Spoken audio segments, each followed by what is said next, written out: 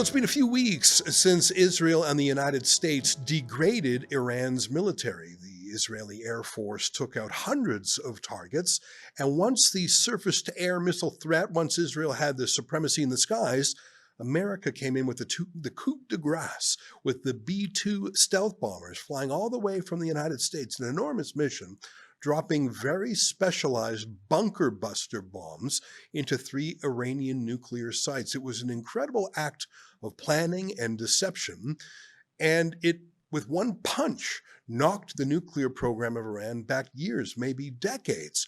What was so interesting is in the days leading up to that, Russia's Vladimir Putin was asked if he would come to the aid of Iran, a country to which he was formally allied.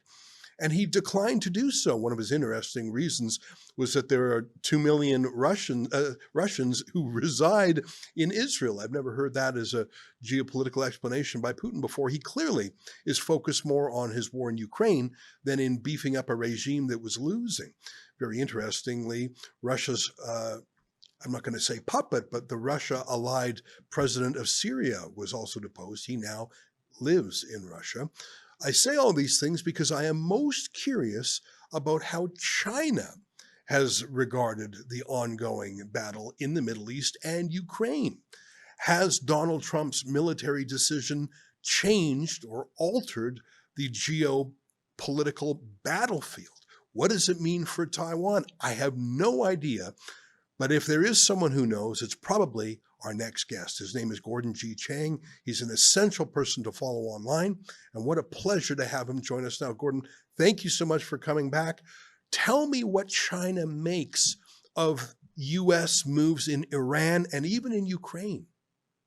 Well, first of all, on Ukraine, was very clear. Wang Yi, the Chinese foreign minister, on July 2nd, had a private conversation with the EU foreign policy chief. And he told her that China cannot afford to see Russia lose in Ukraine. It was very clear. And of course, this confirms what we already knew. China has been providing across-the-board support for the Russian war effort, including now allowing Chinese mercenaries to go to the front to fight for Russia. And also, there are People's Liberation Army officers in Ukraine right now, presumably as observers or advisors, but they're also in the battle as well. So clearly China across the board support. It's almost as if you can say that Putin is fighting a proxy war for the Chinese, because Xi Jinping believes that he must disrupt the international order. And Putin is very important to that, because Putin is somebody who is willing to actually take on the West in battle. Now, with regard to Iran, it's a bit more complicated. But what we have seen over the last 6 months is that the United States has chased China out of the Middle East. Go back a year, China looked like to be the dominant foreign power in the region. It had brokered the deal with Saudi Arabia and Iran. Also, in July of last year was the Beijing Declaration, which was inked by China and 14 Palestinian groups. But that deal fell apart very quickly. And what we have seen is that in recent months, China has lost friends: Saudi Arabia, Syria, and of course, Qatar. Iran, its proxy, is being beaten up, as you pointed out. So China right now is seeing the power of the United States to reverse things when the U.S. has a leader who believes in making sure that American power is used. Wow. Let's just talk for 1 minute about Ukraine, and then let's pivot back to Iran. It's so fascinating. And then I want to ask you about Taiwan. I've heard reports that North Korean soldiers have been fighting in Ukraine for Russia. I didn't know that Chinese mercenaries were there as well.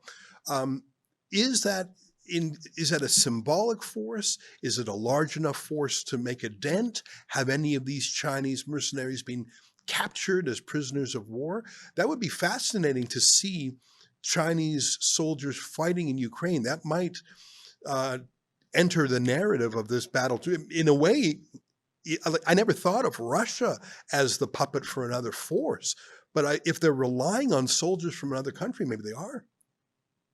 There were about 150 to 200 Chinese mercenaries in Ukraine. And they could not have gotten there without both the knowledge and the approval of the Communist Party. So, although they're not formal military, we have to assume that China wanted them to be there. As regards the PLA officers, we don't know how many they are, but obviously they have been reported to be there from credible sources, and it makes sense from a number of different perspectives. And when we talk about the North Koreans, North Korea first sent somewhere between 12 and 13,000 of their best troops, by the way, to the front in Ukraine. Actually, they were in Kursk. And now there's talk that North Korea will send an additional 30,000. Because this is a war of attrition, they could very well be, maybe not a decisive factor, they could be an important factor as Russia wears down the Ukrainian forces. So I actually think that the North Koreans are there with the approval of China, that China probably masterminded this deal. So again, what we're seeing is close connections among Pyongyang, Moscow, and Beijing. Wow. You know, looking at it from the other side, China and North Korea, by deploying to Ukraine itself or the Kursk region of Russia where Ukraine had entered, they would be going head to head with Ukraine, which is backed by American CIA and Western weapons. So I suppose it would be a kind of training in a real life deadly combat, learning Western tactics, learning how to defeat Western weapon systems, using drones, of which I would imagine China is probably a world leader. So it's not just helping Russia, it's getting battlefield experience, which I don't know if China has actually had in many years. Yeah, the last real war China was in was 1979, when they invaded Vietnam. There was sort of like semi-war in 2020 between India and China, where in June of that year, China actually launched a surprise attack on Indian troopers and were badly bloodied by the Indians, even though they had the Chinese had the element of surprise. So we know that China's ground forces, although they've got great equipment, are not led very well. And that's a real indication about the problems in the Chinese military generally. With regard to China and Russia, this is a relationship that's getting very, very close. And both sides are learning a lot about warfare. We're learning a lot about drone tactics, for instance, because Ukraine is a master in those. So this is an experiment for the world's next great war. Yeah. Well, I would think, this is just my amateur thinking, that looking at America reviving its leadership in Europe, in the Middle East, has got to make Taiwan feel more confident. The fact that Russia, which had some really leading edge weapon systems, and Iran, which had the use of very modern Russian technology, was just beaten handily by Israel and America. Would that be a sign of hope for Taiwan? Is there a sort of a retooling of Taiwan's military defenses? I don't know. I'm just trying to think. If I was in Taiwan, I would be encouraged that America still gets involved. Maybe not as adventurous as before, maybe more surgical than a World War style attack. But that secret raid by the B-2s, I would think that would make China and Russia think twice, because apparently those planes were not detected until they had actually dropped their bombs and were leaving. I've got to think that was a wow moment in Beijing and Moscow. Yes, the one thing that doesn't go remarked very often, and which you pointed out now, and I think is really important, is the flawless execution of that mission. Because you have the B-2s taking off from Whiteman Air Force Base in central Missouri and flying halfway around the world and then returning. And that takes a lot of logistics, especially tanker support.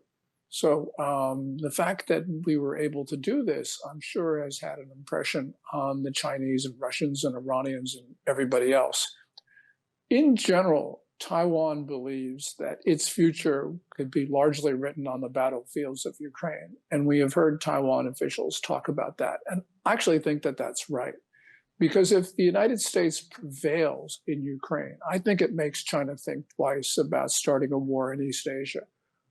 If we fail in Ukraine, I think that it emboldens Beijing to engage in all sorts of adventurism around its periphery, including Taiwan. And we have seen some very provocative Chinese military activity recently against South Korea, Japan, Taiwan, of course, Philippines, as always, and even against faraway Australia. So it's all a demonstration effect. And it was a good demonstration of American power, which I think has made the Chinese think twice about what they're going to do in their own region.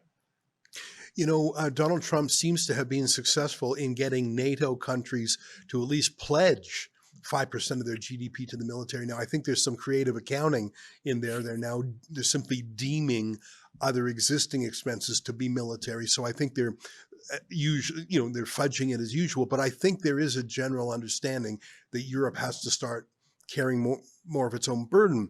Has that happened at all in Asia? When you look at Japan, South Korea, Philippines, Vietnam, Taiwan, have those countries ramped up their spending too? I think Trump is clearly showing he will be a friend to other countries, but he doesn't want the free riding. What's it looking like for those Asian countries I just listed?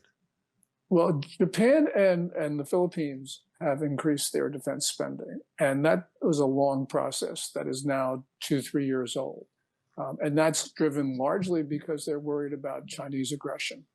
In Taiwan, they're also increasing spending, but there is a political issue because the Kuomintang, the KMT, has been blocking increased military expenditures.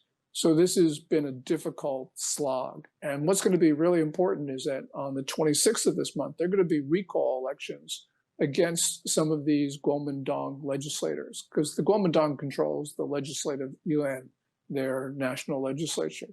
So this will be important. But in general, we're seeing across Asia, countries are more and more concerned about the Chinese, and so therefore they're ramping up their defense spending.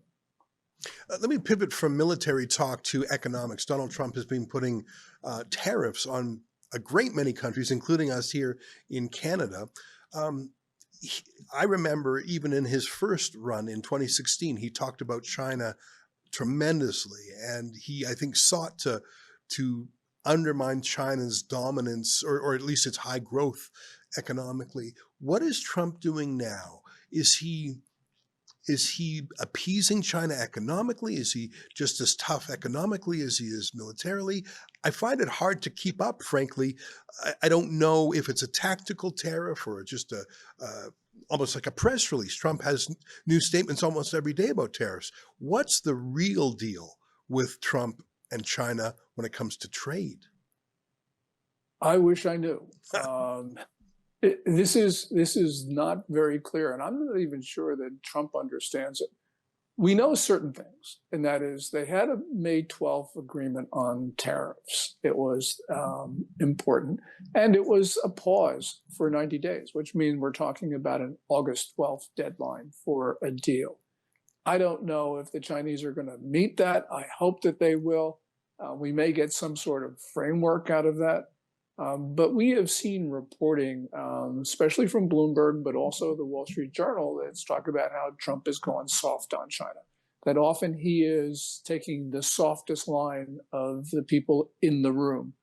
That's sort of, I can understand what Trump is doing. I think that he's trying to do with Xi Jinping what he did with Putin. When Trump took his second oath of office, he tried to come to terms with Putin, tried to arrange a peace deal for Ukraine, talked to Putin quite a lot, but Putin didn't reciprocate. And so we've seen a much harder tone from Trump on Putin.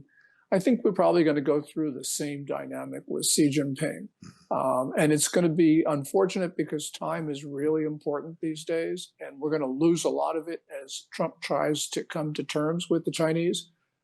Right now, there is talk that Trump and Xi Jinping will try and meet on the sidelines of APEC, which is at the end of October in South Korea.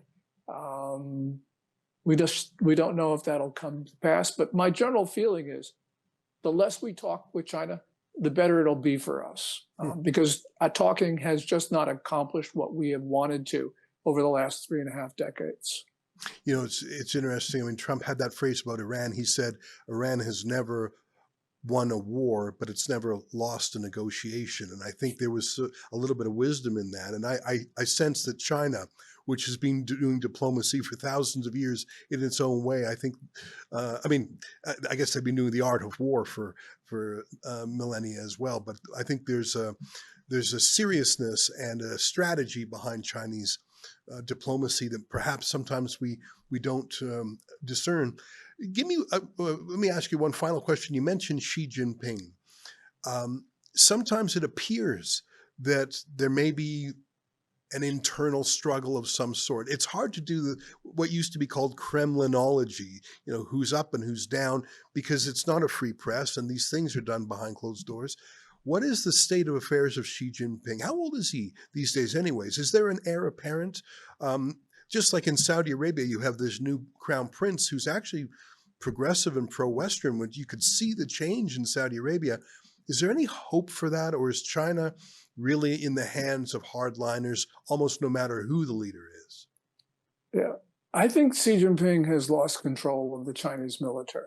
And the reason is that in PLA Daily, which is the main propaganda organ of the Chinese military, since July 9th of last year, there have been a series of articles that praise collective leadership, which is a direct slap at Xi Jinping. At the same time, we're seeing Xi Jinping's supporters in the military get purged and disappeared. And so I think you put those two things together, and it is more likely that Xi Jinping's adversaries are getting rid of Xi Jinping's loyalists rather than Xi Jinping getting rid of his own loyalists. So I think that he's lost a lot of influence in the military. Amongst civilians, the evidence is not as clear, but there have been signs, especially since the end of April, that Xi Jinping has lost some altitude. Probably in the last couple of weeks, in other words, most of this month, I think Xi Jinping has gained some influence. He's now being portrayed in state and party media in a more prominent way than he was during the 2 months starting at the end of April. But we really don't know. What we can see are signs that are inconsistent with stability at the top of the regime. And that indicates that the infighting is still intense. And people say we're going to learn a lot more next month. Maybe, but I think by the end of the year, we'll have some clarity about where Xi Jinping is or isn't. And by the way, there is no designated successor. And if Xi Jinping does lose power, it'll probably be to the hands of reformists, because one of the reasons why Xi Jinping is in trouble is because he's terribly mismanaged the Chinese economy. And I think they'll go back to something more reasonable. Well, we learned so much from talking to you. We're always grateful for your time and expertise. Gordon G. Chang, great to see you. And by the way, folks, I really encourage you to follow Gordon on Twitter. He's by far my #1 source of news and commentary on China. And we're grateful to have you. Take care, my friend, and we'll talk to you again soon. Thank you so much, Ezra. All right. Take care.